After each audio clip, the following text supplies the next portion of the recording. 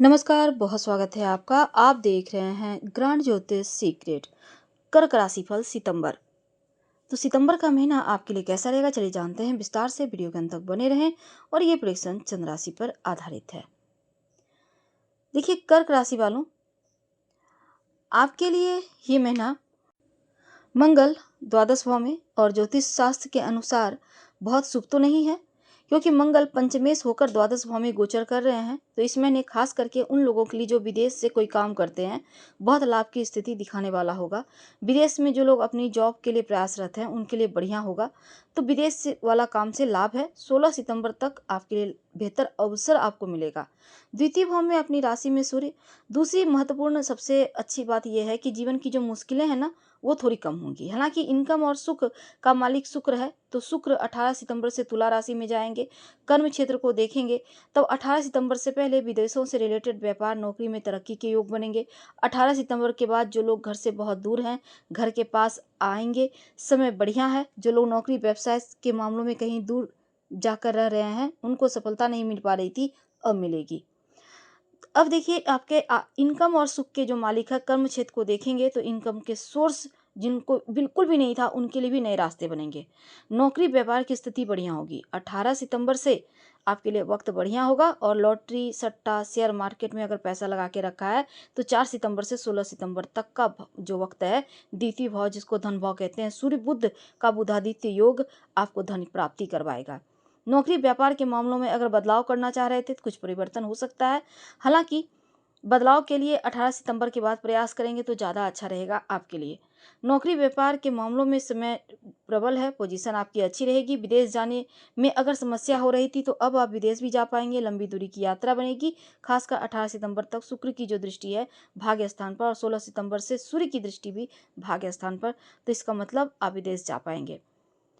तो इस समय अगर हम आपके जॉब की बात करें, तो जॉब के लिए तो स्थिति बढ़िया थी, लेकिन जो लोग विवाहित हैं, जीवन साथी का सपोर्ट मिलेगा, अब ज़्यादा मिलेगा। वैसे आपके ऊपर शनिदेव की ढैया भी चल रही है, फिर भी आपको 16 सितंबर तक सपोर्ट ज़्यादा मिलेगा। और सूर्य का भाग्य स्थान पर जैसे ही दृष्टि पड़ेगा, द्वितीय भाव में जो बुध का विराजमान है, तो भाग्य के मालिक हैं, तब यहाँ पर से आपके जीवन में 16 सितंबर के बाद लंबी दूरी की यात्रा के योग बनेंगे। जीवन साथी का सपोर्ट मिलेगा, हो सकता है फैमिली के साथ जाएं, तो यहाँ पर चीज़ें एकदम से स्थिर रहेगी और इनकम भी आपका बढ़ता दिखेगा। अब आपका पंचमेश द्वादश भाव में, इसका मतलब ये है कि एक जब जो चीज़ें स्थिर थी लेकिन अब देने पे आएगा तो देगा। शत्रु विरोधी इस समय आप के सामने नतमस्तक रहेंगे। यहाँ पर झगड़े लड़ाई जैसी कोई खास चीज़ें नहीं दिख रही। बुद्धि से पैसा कमाएंगे। मन मस्तिष्क आपका एकदम से बहुत एक्टिव रहेगा।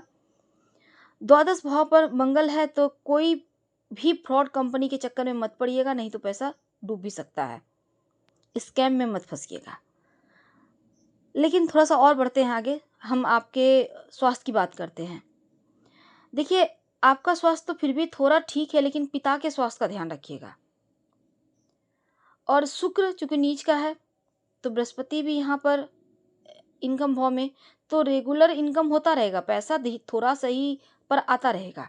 ऐसा नहीं कि नहीं आएगा, एकदम से नहीं आएगा, ऐसा कभी नहीं होगा। पैसा आता रहेगा, थोड़ा थोड़ा ही सही, पर बीच बीच में ये समय जो अच्छा है बुधादित्य योग वाला, तो उस समय ज़्यादा पैसा आएगा, अचानक से पैसा आएगा। 18 सितंबर के बाद आपके लिए यहाँ पर सूर्य के पास धन भाव के मालिक आने से क्या होगा ना, प्रबल राजयोग बनेगा। और 16 सितंबर तक आपके लिए बुधादित्य योग बनेगा, तो प्रॉपर्टी जो आप बेचना चाह रहे थे, नहीं बिक पा रहा था, वो अब बिकेगा।